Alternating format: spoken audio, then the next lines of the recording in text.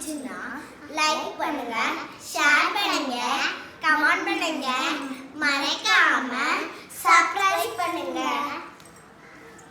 Hello, welcome to magictalks. இன்றைக்கி நம்ம பார்க்க போகிற வீடியோ என்னன்னு பார்த்தீங்கன்னா, உருளைக்கிழங்கு கடலைப்பருப்பு போட்டு தோசைக்கு நல்ல சைடிஷ் செய்ய போகிறோம். இப்போ இதுக்கு உருளைக்கிழங்கை நல்லா கட் பண்ணிக்க போகிறோம். ஓகே, கட் பண்ணிவிட்டு அதுக்கப்புறம் வாஷ் பண்ணிக்கலாம். வாஷ் பண்ணுங்கள் தண்ணியில் போட்டு. ஓகே, ரொம்ப க்ளீனாக இருக்கணும் வாஷிங் எல்லாமே. ஓகே, இப்போ வாஷ் பண்ணியாச்சு, முழுசாக கட் பண்ணி போயாச்சு. எதுக்கு முழுசாக கட் பண்ணி போகிறேன்னா உரிக்கிறதுக்கு ஈஸியாக இருக்கும். இப்போ நல்லா வாஷ் பண்ண போகிறோம். வாஷ் பண்ணிட்டு இப்போ கடலைப்பருப்பு போட்டுக்கிறோம். இது கடலைப்பருப்பு போட்டால் இன்னும் கொஞ்சம் நல்லா இருக்குன்னு சொல்லிட்டு எங்கள் யோசனை, அதனால் போட்டுக்க போகிறோம். கடலைப்பருப்பு நல்லா கழுவிடுங்க. ஸோ கழுவிட்டு இப்போ உருளைக்கிழங்குல தண்ணி ஊற்றிட்டு கடலைப்பருப்பை அது உள்ளேயே போட்டு மூடவும். கொஞ்சம் சிறுபருப்பு ஆட் பண்ணிக்கிறோம்.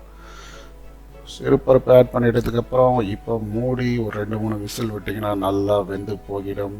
இப்போ மூடியாச்சு. இப்போ ஆக்சுவலி திறக்க போகிறோம். நல்லா சூடாக இருக்க பொழுது சரி ரைட்டு, இப்போ திறக்கலான்னு சொல்லிட்டு திறக்கிறோம். நல்லா வெந்துருக்குது பாருங்கள். 2-3 விசில், ஆக்சுவலி 15 நிமிஷம் 20 நிமிஷத்தில் வெந்துடும் அப்படின்ற மாதிரி எங்கள் வீட்டில் சொன்னாங்க. சரி, அதை தான் சொல்ல முடியும். நானும் பார்த்தீங்கன்னா நல்லா வெந்துட்டுருக்கு. அப்படி பார்த்தா தெரியாது, பிடிச்சி பார்த்தீங்கன்னாவே நல்லா பிசுன்னு இருக்குமா அந்த மாதிரி. சரி ரைட்டு, ஓகே, பிசுன்னு இருக்குது. எடுத்துகிட்டு தனித்தனியாக எடுத்துக்கலாம். ஓகே, இப்போ தனியாக எடுத்தாச்சு. இப்போது என்ன பண்ண போகிறேன்னு பாருங்கள். இது ஆக்சுவலி சூடாக இருக்கும். சூட்டோடு எடுத்துகிட்டு உருளைக்கிழங்கு சூட்டோடு உரிச்சிடுங்கன்ற மாதிரி சொல்லியிருக்காங்க. ஸோ ஓகே, இது தனியாக எடுத்துடலாம். தனியாக எடுத்துகிட்டு உருளைக்கிழங்கை உரிச்சிருவோம்டா. ரொம்ப சூடாகுது போல இது, கை வெந்து விடும். சரி பார்த்து உரிங்க அப்படின்ற மாதிரி சொல்லிக்கலாம். ஓகே, இப்போ உரிச்சாச்சு. சரி, உரித்தோடனே இதை கொஞ்சம் நல்லா வச்சு மேஷ் பண்ணிவிடுங்க. தோல்லாம் இருக்கும், தோல்லாம் எடுத்துகிட்டு நல்லா மேஷ் பண்ணுங்கள். ஸோ அப்போ தான் வந்து இந்த தோசைக்கு ஏற்ற மசாலா கரெக்டாக கிடைக்கும்.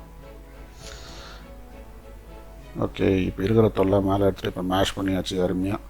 ஸோ மேஷ் பண்ணோன்னா இதை கடலைப்பருப்பு அந்த சிறுபருப்புலாம் சேர்ந்து நல்லா மேஷ் பண்ணுங்கள். அது கூட கலந்து விட்டுக்கலாம். கலந்து விட்டு நல்லா ஓகே, நல்லா ஓரளவுக்கு இந்த பேஸ்ட் மாதிரி ஆகிற மாதிரி இருக்கணும்.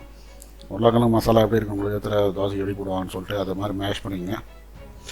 ஓகே, இப்போ என்ன பண்ண போகிறேன்னா இதுக்கு தாளிக்கிறதுக்கு எண்ணெய் விட்டுடலாம்.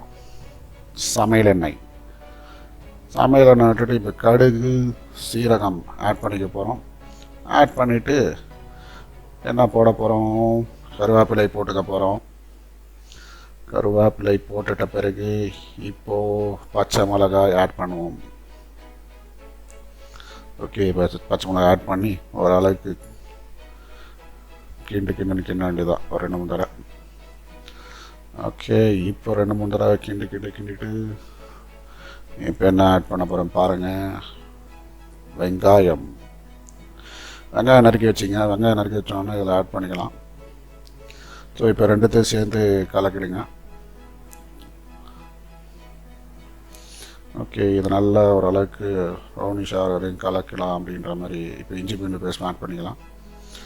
ஸோ இஞ்சி பூண்டு பேஸ்ட் ஆட் பண்ணி ஓரளவுக்கு இதையும் ப்ரௌன் ஆகிற மாதிரி கலக்கி விட்டுக்க வேண்டியது தான். ஓகே, கலக்கியாச்சு. இப்போது தக்காளி ஆட் பண்ணி வச்சுக்கிறோம். தக்காளியை கொஞ்சம் நல்லா கட் பண்ணி ஆட் பண்ணிக்கிறோம். இதுவும் ஓரளவுக்கு ஸ்மெல் வர மாதிரி ஆட் பண்ணிங்க. இப்போ சில்லி பவுடர், டர்மரிக் மஞ்சள் powder, garam masala, salt add பண்ணி இது ஒரு கொஞ்ச நேரம் மூடி போட்டு வேக வச்சுட்டு அதுக்கப்புறம் ஓப்பன் பண்ணி ஓரளவுக்கு பதமாக வந்தோடனே இதை நல்லா கலக்க வேண்டியதுதான். ஓகே, இப்போ ஓரளவுக்கு கலக்கியாச்சு. இப்போ நல்லா ஓரளவுக்கு தக்காளி சட்னி வர லெவலுக்கு நல்லா கலக்கி விட்டுக்க வேண்டியதுதான். இப்போ இதில் வந்து அந்த மசாலா மேஷ் பண்ணி வச்ச மசாலா, உருளைக்கிழங்கு, கடலைப்பருப்பு, அதுக்கப்புறம் சிறுபருப்பு ஆட் பண்ணிக்க வேண்டியதுதான். ஆக்சுவலி டேஸ்ட்டு டிஃப்ரெண்ட்டாக இருக்கும். உங்களுக்கு ரொம்ப பிடிக்கும். நல்லா செஞ்சு பாருங்கள். இந்த மாதிரி சுச்சுவேஷனில் இந்த மாதிரி டேஸ்டியான ஃபுட்லாம் கிடைக்கிறது கஷ்டம். அதனால் நீங்கள் வீட்டில் செஞ்சு பார்த்துட்டு இதில் கொஞ்சம் நல்லா ஓரளவுக்கு தண்ணி ஊற்றி இதில் ஆட் பண்ண தண்ணி லைட்டாக ஊற்றிங்க. ஓகே, இப்போ ஓரளவுக்கு எல்லாத்தையும் கலக்கி கொஞ்சம் நேரம் கொதிக்க விடுங்க. இதுலேயும் கொஞ்சம் வேக விடுங்க. ஓகே, ஓரளவுக்கு கொதிக்குது. ரொம்ப ஹை ஃப்ளேமில் வைக்காதீங்க. இதை தீஞ்சிடும், அடி தீஞ்சிடும்ன்ற மாதிரி சொன்னோம். மேலே லைட்டாக அந்த கொத்தமல்லி ஆட் பண்ணிக்கலாம் வாசனைக்காக. ஓகே, கொத்தமல்லி ஆட் பண்ணி ஓரளவுக்கு கலக்கிட்டு ஒரு 10-15 நிமிஷம் வேக வைங்க. வேக வச்ச பிறகு நல்லா கொதி வந்தோடனே இறக்கிடுங்க. ஓகே, இப்போ வெந்துடுச்சு. இப்போ வழக்கம் போல் என்ன பண்ண போகிறோன்னா, ஒரு தோசையை சுட்டு வச்சாச்சுருங்க. ஸோ அந்த தோசையில் இந்த போட்டு தடவிட்டு மடித்து எடுத்து சாப்பிட்டா ரொம்ப பக்காவாக இருக்கும், அருமையாக இருக்கும். நார்மலாக சாப்பிட்ற மசாலா தோசையோடு அது கொஞ்சம் டேஸ்ட்டு டிஃப்ரெண்ட்டாக இருக்கும். கடலைப்பருப்பு, அதுக்கப்புறம் பார்த்தீங்கன்னா இந்த சிறுபருப்பு போட்ட தோசை. இப்போ அடுத்த தோசை சுடணும். அது கொஞ்சம் ஷேப்பாக வரல ஃபஸ்ட்டு தோசைன்றதுனால. இப்போ 2வது தோசை இன்னும் கொஞ்சம் ஓரளவுக்கு ஷேப்பாக வந்துக்குது. கல் சரியாக காயலை ஃபஸ்ட்டு தோசைக்கு, அதனால் செகண்ட் தோசையை ட்ரை பண்ணுறோம். இப்போது ஓகே, இது ஓரளவுக்கு திருப்பி போட்டு இப்போ அந்த மசாலா ஆட் பண்ணி இதெல்லாம் சாப்பிட்டிங்கன்னா இன்னும் அதோட பயங்கரமாக இருக்கும். சாப்பிட்றதுக்கு பயங்கரமாக நல்லாயிருக்கும்.